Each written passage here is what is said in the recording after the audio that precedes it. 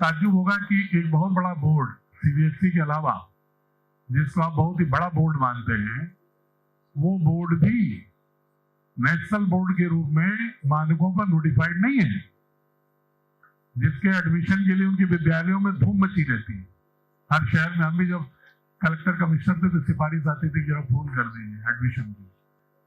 वो high court पर चल रहे हैं, दिल्ली हाई कोर्ट के आदेश। तब उन्होंने बनाया कि ठीक है, अब हम हायर एजुकेशन डिपार्टमेंट के किसी ऑटोनोमस बॉडी को उन्होंने पहली बार 15 नवंबर 2021 को एक अधिसूचना करके एआईयू को, एसोसिएशन ऑफ इंडियन यूनिवर्सिटीज को अधिकृत किया।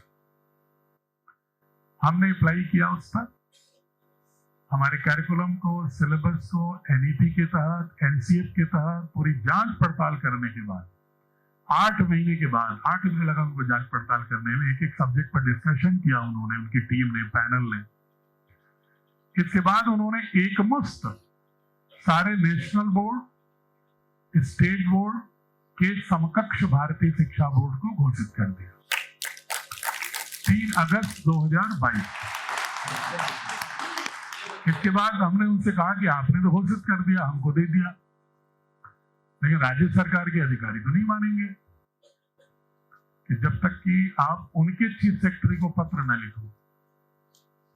तो उन्होंने 3 फरवरी 2023 को secretary school education and literacy Bharat सरकार ने सभी प्रदेशों को पत्र लिखा और एक चार्ट लगाया एनेक्सर लेटर के साथ कि कौन कौन से नेशनल स्कूल एजुकेशन बोर्ड है। तो उसमें उन्होंने लिखा सीबीएसई, एनआईओएस, भारतीय शिक्षा board, setup by government of India, किस रूप में लिखा है। आप वेबसाइट ब्राउज करिएगा, भारतीय शिक्षा बोर्ड का नहीं, भारत सरकार के स्कूल एजुकेशन एंड लिटरेसी का। उसकी अगर वेबसाइट को देखेंगे तो आपको सीबीएसई के साथ साथ भारतीय शिक्षा बोर्ड, गवर्नमेंट ऑफ इंडिया द्वारा स्थापित नेशनल स्कूल एजुकेशन बोर्ड के रूप में लीगली आपको एग्जिबिट मिलेगा। आईसीएसई का नाम है सीआईएससी का, लेकिन नीचे लिखा हुआ है प्राइवेट बोर्ड,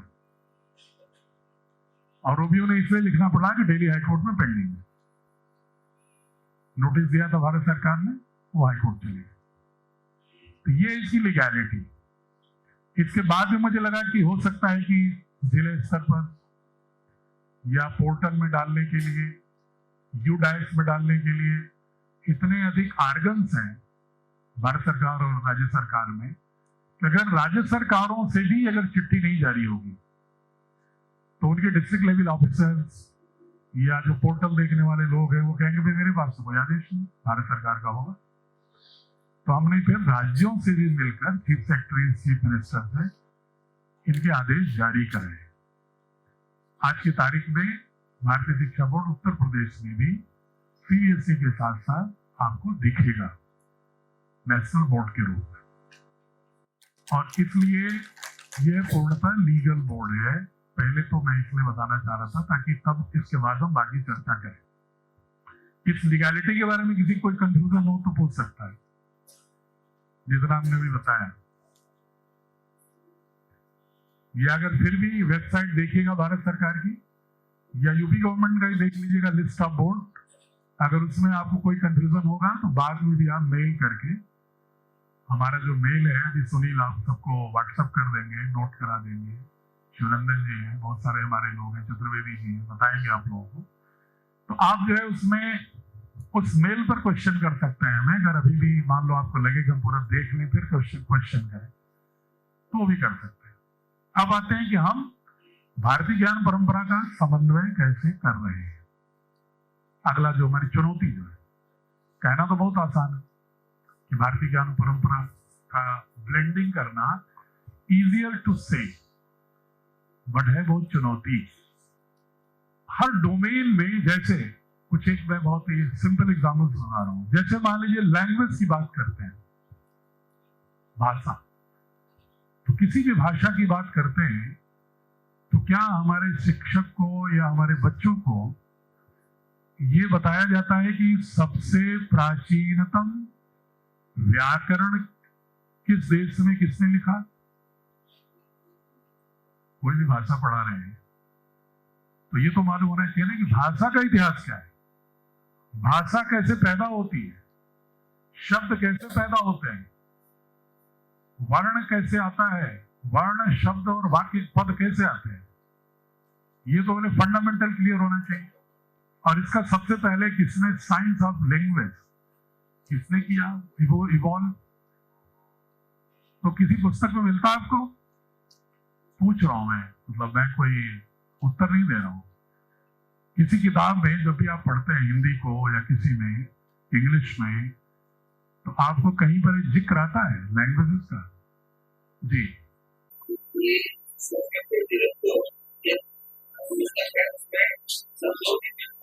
नहीं, मैं आदरणीय पूछ रहा हूं, जो आप पाठ्य पुस्तक पढ़ाते हो, कक्षाओं में बच्चों को जो पढ़ाते हो, उसकी बात पूछ रहा हूं, कहीं है?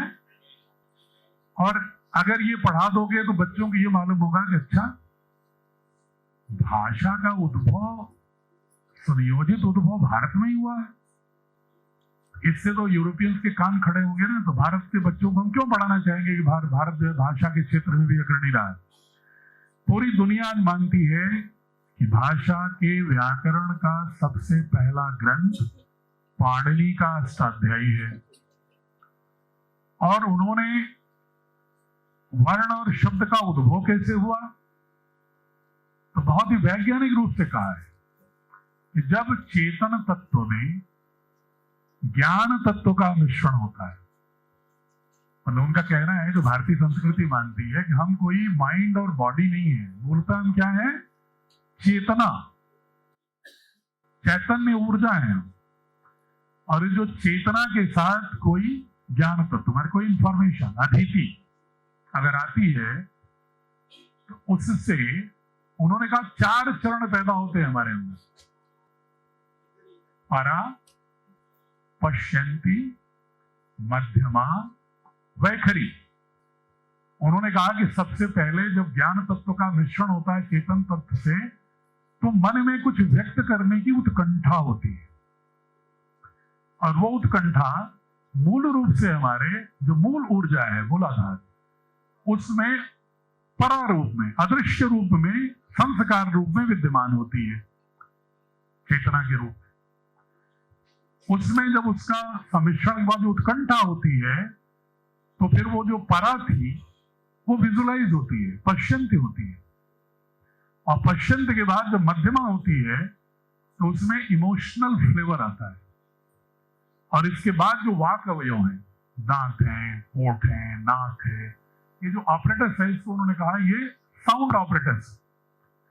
इसके बाद वो जो ध्वनि ऊर्जा निकलती है, उस ध्वनि ऊर्जा के प्रारूप पर ही विजुलाइज करके ऋषियों ने उसको वर्ण के रूप में लिखा।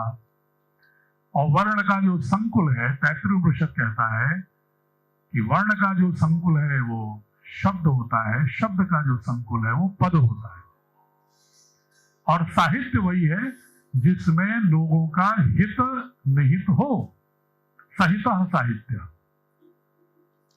ये हमारा व्याकरण कहता है। प्राचीनतम व्याकरण दुनिया का सारे व्याकरण कहते हैं, जबकि पाणिनि अपने ग्रंथ में भी लिखते हैं कि मेरे पहले भी 18 व्याकरण हो चुके हैं। जबकि पाणिनि का कालखंड हम ईसा के 500 से लेके 1000 शताब्दी के बीच मानते हैं। वो कहते हैं उससे पहले 18 व्याकरण हो चुके जो उनको ज्ञात था। तो इसका मतलब है कि भाषा का हमारा जो इतिहास है, अगर एक पृष्ठ में बच्चों को ये बोध हो, हमारे शिक्षकों को बोध हो, तो भाषा के सामर्थ्य के विषय में जो एक गौरव और गरिमा हमारे बच्चों के मन में पैदा होगी, वो अद्भुत होगी। दूसरा, इसी तरह हम बात करते हैं, जो चूंकि बात करते हैं ना लिटरेसी, ओरेसी और न्यूमरेसी, छोटेपन, तब न्यूमरेसी पर आते हैं, मैथमेटिक्स। अभी भी जो मैथमेटिक्स का नंबर सिस्टम पढ़ाते हैं, या जो भी ज्योमेट्री पढ़ाते हैं, ट्रिग्नोमेट्री पढ़ाते हैं,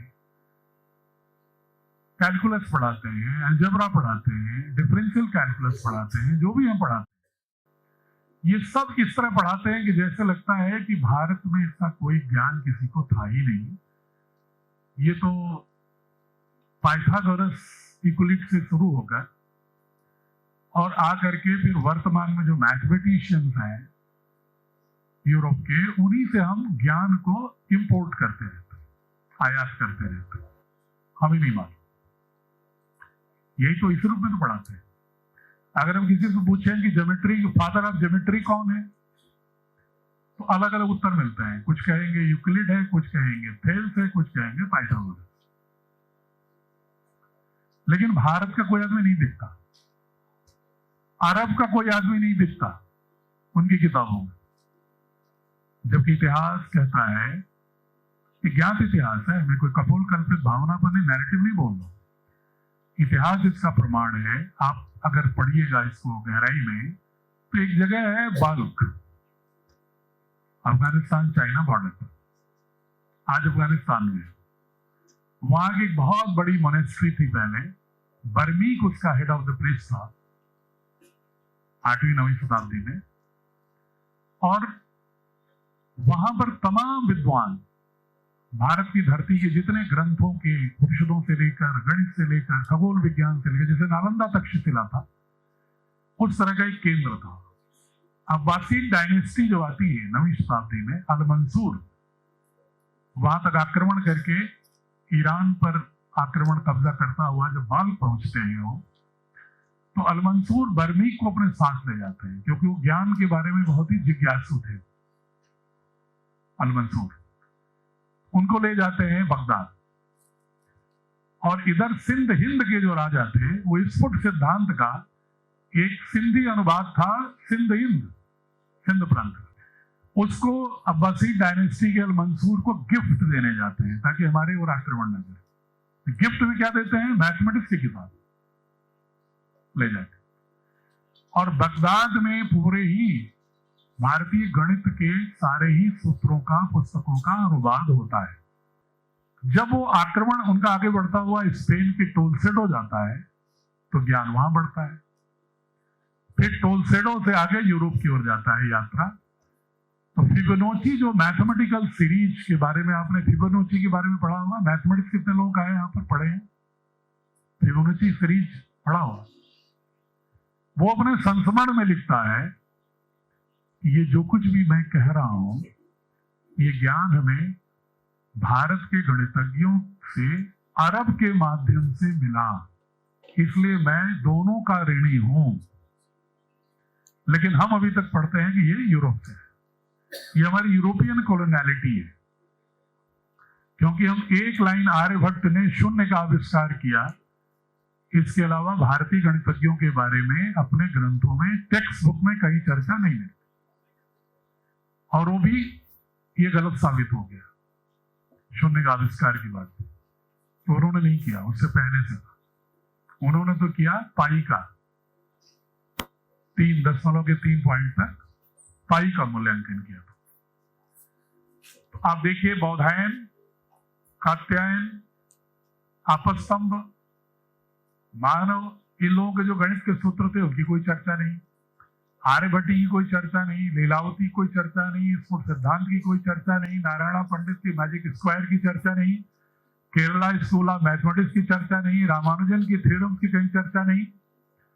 पूरे गणित की परिदृश्य से जिस भारत के गणितज्ञों ने गणित को जन्म दिया, जिसके बारे में लाप्लास कहता है कि हमने नंबर सिस्टम भारत से सीखा, फिबोनाची कहता है भारत से सीखा, आइंस्टीन कहते हैं इक्वल टू MC स्क्वायर का हम कैलकुलेशन नहीं कर पाते अगर दशमलव का प्लेस वैल्यू सिस्टम भारत ने नहीं दिया होता। लेकिन हम भारत के टेक्स्ट बुक में भारत के बच्चों को भारत की गणित की समृद्ध परंपरा के बारे में कोई जिक्र नहीं करते। इसका किसी रिलीजन से रिश्ता नहीं है, इसका इस भूखंड पर हुए इस सांस्कृतिक एक जो ज्ञान परंपरा का जो एक वेव है, तरंग है, उसके बारे में जानकारी का विषय। आप बताओ कि गणित इसके बारे में जानकारी देना चाहिए कि नहीं देना चाहिए? आवाज में दम नहीं लग रहा है। नहीं देना चाहिए तो भी बताओ, मैं उसको कमेंट करूं भाई नहीं देना चाहिए, देना चाहिए ना। अब आइए आप फिजिक्स पर, साइंस पर। साइंस में न्यूटन से पहले कोई विज्ञान नाम की कोई चीज ही नहीं थी, यही चर्चा होती है। वैशेषिक दर्शन हमने पढ़ा नहीं महर्षि कणाद का। सब्सटेंसेस का, पदार्थों का सुव्यवस्थित रूप से व्याख्या करने, वर्गीकरण करने का पहला पूरी दुनिया में अगर ग्रंथ है तो है महर्षि कणाद का वैशेषिक दर्शन। हम कहते हैं कि भारत में जो भी ज्ञान प्राप्त हुआ वो सिर्फ अनुभूतियों पर हुआ, इंट्यूशन पर हुआ, कोई इंपीरिकल एविडेंस नहीं है। थोड़ी अरुचि हो सकती है बात में, क्योंकि भौतिक बातों में थोड़ा मसालेदार बातें होती है, प्रवचन में तो अच्छी लगती है। मैं थोड़ा शिक्षाविद है, इसलिए थोड़ा आप लोगों को मैं बौद्धिकता की ओर थोड़ा कसरत कराना चाहता हूं, तो इसलिए थोड़ा सचेत होना नींद आएगी। लेकिन हम चाहते हैं कि भारत की ज्ञान परंपरा को भारत की बौद्धिक परामर्श और ज्ञान संपदा की दृष्टि से देखो भारत को, कि बच्चों को कैसे खड़ा करना है। क्योंकि जनाब ये शताब्दी नॉलेज इकोनॉमी की है, ये फेथ इकोनॉमी नहीं है। ये किसी फेथ सिस्टम पर आधारित किसी अर्थव्यवस्था से दुनिया नहीं चल रही है, ये नॉलेज इकोनॉमी है। इसलिए आपको नॉलेज के बारे में सोचना पड़ेगा, फ्रेंड को भी और बच्चों के बारे में भी।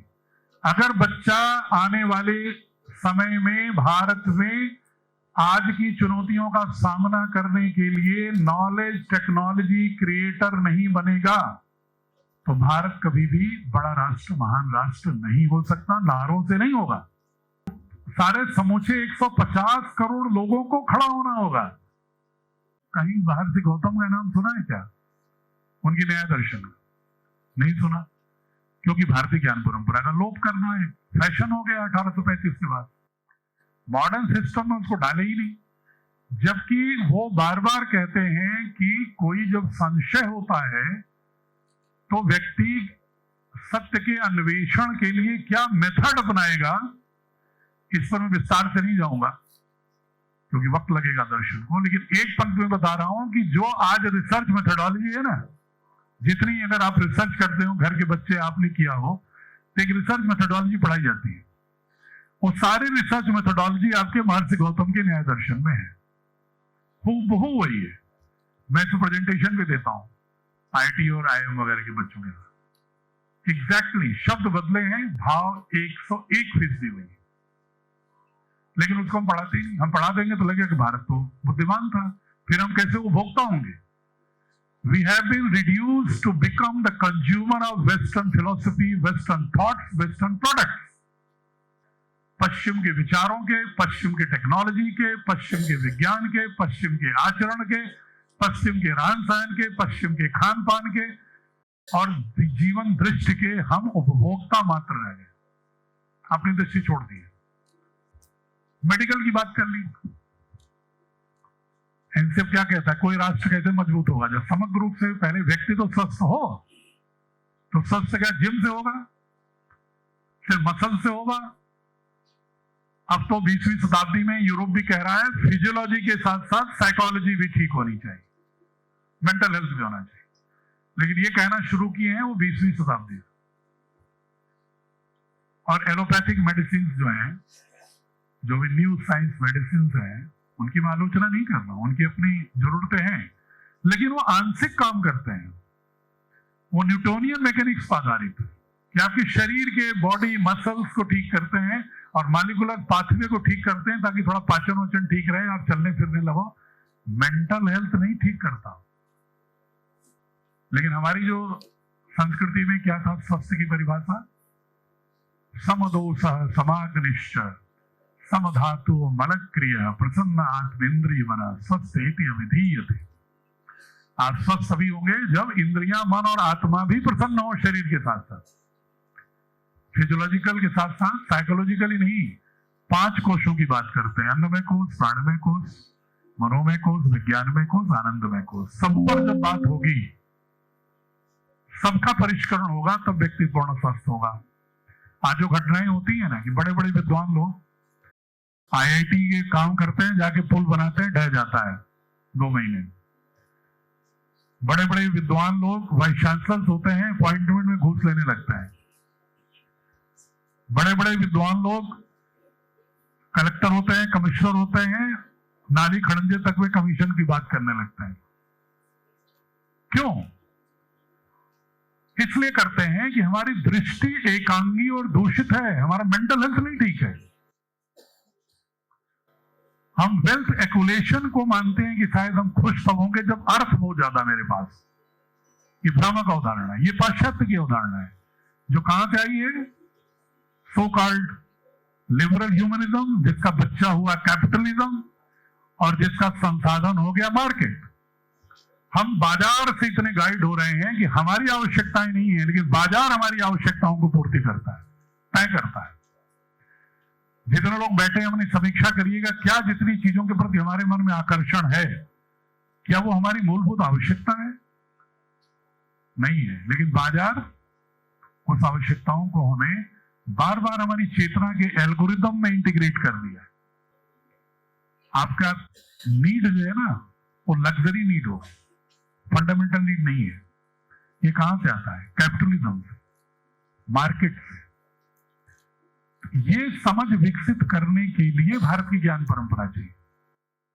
वो वेल्थ एक्युमुलेशन की बात करते हैं, और भारत किसकी बात करता है? तेन तक तेन भुंजे था, कि जो न्यूनतम आवश्यक हो तुम्हारे जीवन जीने के लिए, उसका प्रयोग करो। और क्या कहता है? अस्तेय अपरिग्रह की बात करता है। अस्तेय अपरिग्रह, ये भारतीय ज्ञान परंपरा है। इसको बच्चों के मानस में बचपन से लाना होगा कि वेल्थ क्रिएशन जरूरी है, संपदा का, अर्थ संपदा का निर्माण करना, वेल्थ क्रिएशन जरूरी है, लेकिन वेल्थ एक्युमुलेशन नहीं। अगर वही पानी नदियों में बहता है तो वो पीने लायक होता है, तालाब में सड़ जाता है। यहां तक कि समुद्र में भी रिवर जैसा तारतम्य नहीं होता प्रवाह का, तो वो भी खारा होता है, पीने लायक नहीं होता। इसका मतलब है कि जो एक्युमुलेटेड चीज है वो उपयोगी नहीं होती। ये भारतीय दृष्टि है। उनके यहां प्रकृति में आज तमाम समस्याएं पूरे विश्व में आ रही हैं, चुनौतियां। पूरा विश्व परेशान है समस्या में। ग्लेशियर पिघल रहे हैं, समुद्र में तूफान आ रहे हैं, -50 डिग्री में फॉरेस्ट में आग लगी हुई है, स्त्रियों के साथ अपमान हो रहा है, तमाम तरह की चीजें सुनाई पड़ती, युद्ध हो रहे हैं, आतंक है, क्रूरता के स्तर तक जातिवाद फैला हुआ है, सामाजिक भेदभाव, रेसिज्म फैला हुआ है। मनुष्य और मनुष्य के बात कहते कहते मनुष्य से भी मनुष्य दूर होता जा रहा है, बाकी प्रकृति के घटकों से तो बहुत दूरी की बात है। ये दृश्य कहां से आई है? उसी वेस्टर्न विजन की, जिसके हम अनुयायी होते जा रहे हैं। और हमारी संस्कृति क्या कहती थी? यस्तु सर्वाणि भूतानि आत्मनेव अनुपश्यति, सर्वभूतेश्चात्मानं ततो न विजिगुप्सते, ततो को मोहः को शोकः एकत्वम् अनुपश्यति। कि मनुष्य में ही नहीं, ब्रह्मांड के सभी प्राणियों के साथ एकात्म अनुभव करो। और आज फिजिक्स में ही कह रहा है कि आपका जो अस्तित्व है सिर्फ आप उसके लिए नहीं है प्रभावी, कि आपका अस्तित्व सिर्फ आप है। आपके अस्तित्व के निर्माण में, आपके अस्तित्व की संरक्षा में, सुरक्षा में ब्रह्मांड के सभी अन्य घटकों का योगदान है। आज पार्टिकल फिजिक्स कह रही है, जो हमारे ऋषि प्रज्ञा कहते थे। तो ये जो दृष्टि है, जो भारतीय शिक्षा बोर्ड सिर्फ भारत की ज्ञान परंपरा इसलिए नहीं पढ़ाना है कि हम अपना गौरव गान गाएं। गौरव गान से क्या होगा कि बच्चों के अंदर कम से कम ये हीन भावना खत्म होगी कि पाश्चात्य के लोग बड़े बुद्धिमान हैं, वही विज्ञान का सृजन कर सकते हैं, वही साइंस टेक्नोलॉजी कर सकते हैं, वही रिसर्च कर सकते हैं, हम तो सिर्फ उसका नकल करने वाले लोग हैं। इससे कहीं बाहर निकालने के लिए उनके अंदर एक गरिमा देना होगा ना कि हम एक श्रेष्ठ ज्ञान सर्जक पीढ़ी के अंश हैं, कि भाव आएगा उनके अंदर लीडरशिप का, नॉलेज क्रिएशन का। और दूसरी ओर जरूरी है कि विश्व में जितनी चुनौतियां हैं उनका सामना करने का अगर सामर्थ्य कहीं है तो वेस्टर्न विजन में नहीं है। वो करा रहे हैं वेस्टर्न, उनकी अल्टरनेटिव तलाश रहे हैं कि विकल्प क्या होगा। तो विकल्प में भारत की जो एक समग्र दृष्टि है, विजन, दृष्टि, ये पूरे दुनिया को ही रक्षा कर सकती है। और हम ही नहीं कह रहे, एक विल डुरांट फिलोसोफर अमेरिका का 24 वॉल्यूम किताब लिखा है, स्टोरी ऑफ सिविलाइजेशन। पूरी दुनिया की सारी स्टोरीज का उसने मूल्यांकन किया और वो कहता है कि अगर पृथ्वी को बचाना है तो एकमात्र हमें विकल्प में भारत की संस्कृति दिख रही है। लेकिन कौन सी संस्कृति? ये वाली नहीं जो बिरादरी और लूट मार, भ्रष्टाचार और झगड़े, आतंक, आक्रामकता में व्यस्त है, ये नहीं। जो हमारी मूल आत्मा है हमारी भारतीय संस्कृति की, जो दृष्टि है उपनिषदों की, बुद्धिज्म की, जैनिज्म की, जो दृष्टि है हमारी समग्रता की, उसकी बात करते हैं कि उधर अगर जाएंगे तो पूरी दुनिया बचेगी।